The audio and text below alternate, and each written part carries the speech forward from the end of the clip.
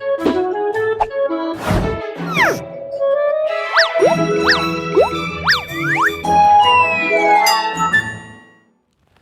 ceria dan salam bahagia pelajar-pelajar sekalian.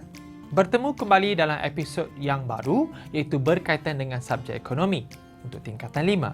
Saya Cikgu Siva akan mengajar subjek ekonomi untuk tingkatan 5.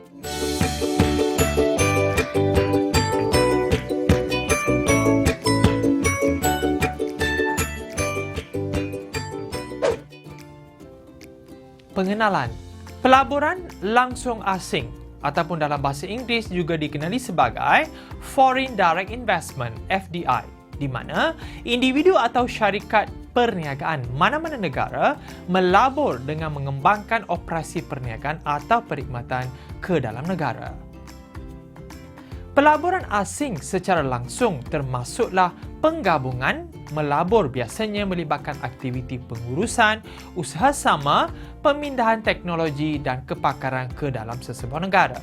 Ini bermakna tidak semestinya dalam bentuk modal, mungkin dalam bentuk perkhidmatan, kepakaran ataupun tenaga. Pelajar sekalian, Foreign Direct Investment ataupun dalam bahasa Melayu dipanggil pelaburan langsung asing merupakan satu konsep yang sangat penting di mana kerajaan perlu membuat pelbagai galakan di mana menggalakkan kemasukan pelaburan asing. Sama seperti dalam tabung kita. Sekiranya anda ingin menyimpan wang, kebanyakan duit yang masuk ke dalam tabung adalah baik berbanding wang keluar. Maka kemasukan wang ke dalam tabung bermaksud suntikan dana. Dalam konsep yang lebih besar, kita panggil Foreign Direct Investment. Mari kita lihat uraian seterusnya. Sebagai contoh, kredit diberikan kepada portal rasmi Kementerian Kewangan Malaysia merujuk kepada sumber yang diperolehi, peningkatan 48% kepada 80.5 bilion dalam pelaburan langsung asing (FDI) telah diluluskan untuk tahun 2018. Dapat menunjukkan betapa seriusnya kerajaan memberikan tumpuan dalam Foreign Direct Investment. Bukti ini dapat menunjukkan perkembangan ekonomi yang memberangsangkan dengan peningkatan pelaburan langsung asing (FDI) yang diluluskan, di mana FDI yang diluluskan naik setinggi 48% kepada 80.5 bilion bagi tahun 2018. Berdasarkan kepada sumber internet yang diperolehi Menteri Kewangan kita Tuan Lim Guan Eng, beliau berkata foreign direct investment dari negara China merangkumi 32% FDI dari Indonesia dan Belanda yang mana masing-masing merangkumi 18.4% dan 17%. Manakala negara-negara maju turut sama menyumbang seperti Amerika Syarikat, Korea Selatan, Jepun dan Singapura bagi tahun 2019. Berdasarkan kepada fakta ini pelajar, dapatlah kita simpulkan bahawa kerajaan memang memprihatinkan bagaimanakah menggalakkan kemasukan pelaburan asing. Iaitu, ia merupakan satu aspek yang sangat penting kerana kemakmuran kita kecapi pada hari ini salah satu sebab kenapa kemasukan pelaburan asing dari luar negara. Kesan positif pertumbuhan ekonomi. Kemasukan dana yang banyak dan syarikat-syarikat besar ke negara kita sudah pasti membawa peluang pekerjaan kepada penduduk tempatan.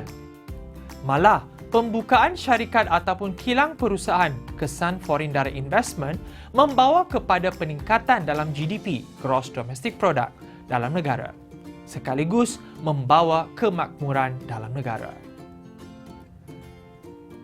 Dalam fakta yang sama, Menteri Kewangan kita, Tuan Lim Guan Eng, ekonomi negara yang mencatatkan pertumbuhan lebih kukuh 4.9% pada suku tahun kedua 2019.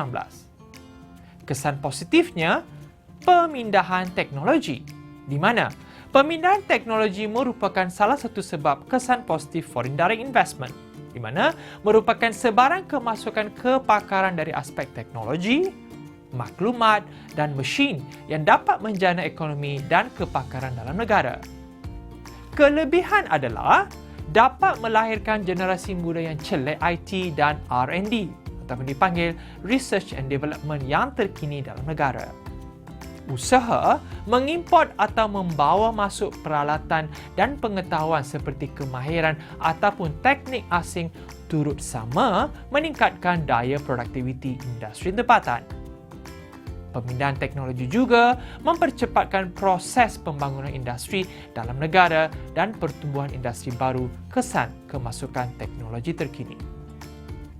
Sebagai contoh, berdasarkan kepada sumber akhbar tempatan Malaysia pada September 2018 yang dipetik dari Nikkei Asian Review, yang menyatakan kerajaan Malaysia akan mendapatkan bantuan daripada pengeluar kereta Jepun seperti Nissan Motor dan Toyota Motor dalam usaha sama pemangkin kenderaan nasional ke taraf antarabangsa. Cadangan penubuhan kereta nasional ketiga ini menunjukkan bagaimana pemindahan teknologi berlaku selain peluang kerjaan yang banyak. Kesan positif yang seterusnya, pendapatan negara. Kesan secara langsung dari segi ekspor, peluang kerjaya dan kemasukan dana membawa kemakmuran ekonomi. Kebanyakan syarikat yang wujud membayar cukai untung, manakala individu membayar cukai pendapatan. Hasil dari import dan ekspor pula membawa masuk aliran cukai pendapatan tidak langsung. Malah, tidak lupa juga pulangan ataupun suntikan pulangan dari pelaburan luar ke dalam negara yang memberi kelebihan dalam pendapatan negara. Pelajar-pelajar sekalian, telah pun cikgu terangkan apakah kebaikan, kepentingan, kesan positif aliran kemasukan ataupun foreign direct investment. Yang pertama, pertumbuhan ekonomi. Yang kedua, pemindahan teknologi. Dan yang ketiga, pendapatan negara. Sudah pasti ketiga-tiga kepentingan ini memberikan kesan positif dalam negara. Tetapi, tidak kurang juga kita perlu lihat apakah kesan negatif foreign direct investment ke dalam negara kita. Bukan sahaja dalam negara kita, mana-mana negara mengalami kesan negatif tersebut. Mari kita lihat bagaimanakah kemasukan foreign direct investment yang dipanggil satu kelebihan dalam negara turut memberi kesan negatif. Kesan negatif, aliran untung keluar negara. Kemasukan syarikat-syarikat asing dalam negara memang membawa kebaikan, tidak kurang pula dari segi keburukan. Syarikat asing akan menghantar balik keuntungan ke negara asal dan sekaligus menjejaskan imbangan pembayaran dan kadar pertukaran asing sesebuah negara. Berdasarkan kepada satu sumber yang dipetik daripada akhbar tempatan pelajar-pelajar, Malaysia merupakan negara dengan jumlah aliran keluar bersih asing kedua terbesar selepas Thailand, dengan jumlah aliran keluar bersih asing bagi suku pertama pada tahun 2019 berjumlah 1.35 bilion. Pelajar sekalian, kesan negatif ini ataupun dipanggil kesan aliran keluar negara, wang dari negara kita ke negara luar, satu merupakan sesuatu yang aspek yang sangat tidak baik. Ini kerana mana-mana negara yang beroperasi di negara kita sudah pasti keuntungan yang diperolehi akan dihantar balik ke negara induk mereka. Maka dalam proses penghantaran wang ini melibatkan aliran wang keluar. Sama seperti memasukkan wang ke dalam poket merupakan suntikan dan mengeluarkan wang daripada poket kita dan mengeluarkan untuk membeli barang dan perkhidmatan merupakan negatif. Maka negatif lebih daripada positif. Ini akan memberikan kesan yang buruk kepada imbangan perdagangan. Kesan ketiga, kesan negatif, kemusnahan alam sekitar. Kemusnahan alam sekitar kerana firma asing akan mengeksploitasikan sumber alam tanpa kawalan ketat oleh pihak berkuasa, menyebabkan eksternaliti negatif seperti pencemaran. Ini kerana kebanyakan syarikat motif adalah untuk memaksimumkan keuntungan. Maka sentiasa mahu meminimumkan kos. Maka mencari jalan mudah membawa masalah pencemaran dan kesan lain. Tidak hairan, kebanyakan negara-negara membangun digemparkan dengan masalah pencemaran yang serius. Salah satu contoh, jerubu pada tahun 2019 yang telah melanda negara kita dan juga negara-negara di rantau Asia, fenomena jerubu yang melanda Sabah tahun salah satu punca bagaimana pihak ketiga yang tidak bertanggungjawab menyiksa alam sekitar dengan membuat pembakaran terbuka. Kesan negara jiran terutama Malaysia dan Singapura terpaksa berdepan dengan pelbagai masalah kesihatan, penutupan sekolah dan tekanan pada kalangan masyarakat. Ini merupakan di antara aktiviti-aktiviti yang boleh membawa kepada kemusnahan alam sekitar. Pelajar-pelajar sekalian, telah pun cikgu terangkan kebaikan dan keburukan. Memang pelaburan asing membawa kepentingan yang sangat banyak kepada negara kita. Tetapi pada masa yang sama, pihak kerajaan dalam mana-mana negara perlu mengambil kira juga kesan buruk hasil daripada kemasukan pelaburan negara asing.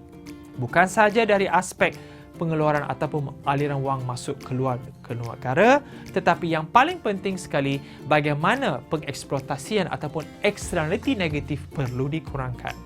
Maka dengan mengambil mekanisme-mekanisme yang dapat mengurangkan kesan negatif, sudah pasti sesebuah negara dapat menikmati kemakmuran ekonomi. Seperti biasa, sebelum cikgu mengakhiri episod kali ini, mari kita lihat soalan yang telah cikgu sediakan. Bagaimanakah kemasukan pelaburan asing membawa kemajuan dari aspek ekonomi? 4 markah. Kehendak soalan ini adalah untuk menerangkan bagaimana pelaburan asing membawa kemajuan dari aspek ekonomi, iaitu lebih kepada kepentingan. Maka jawapan-jawapan yang boleh dikaitkan dengan adalah anda boleh menguraikan dengan menggunakan jawapan seperti peluang kerjaya, kreativiti dan inovasi, peningkatan dari segi produktiviti dan berlaku pengkhususan dalaman merupakan kata kunci yang boleh digunakan untuk menerangkan kepentingan kemasukan pelaburan asing ke dalam negara dari aspek ekonomi khususnya. Pelajar sekalian, berdasarkan kepada soalan itu tadi, maka berakhirlah episod kali ini. Cikgu sangat berharap segala huraian yang telah cikgu terangkan memberikan pengetahuan yang sangat baik untuk anda dari segi pengetahuan am dan juga untuk peperiksaan. Sehingga kita berjumpa lagi pada episod yang akan datang. Salam ceria dan jumpa lagi.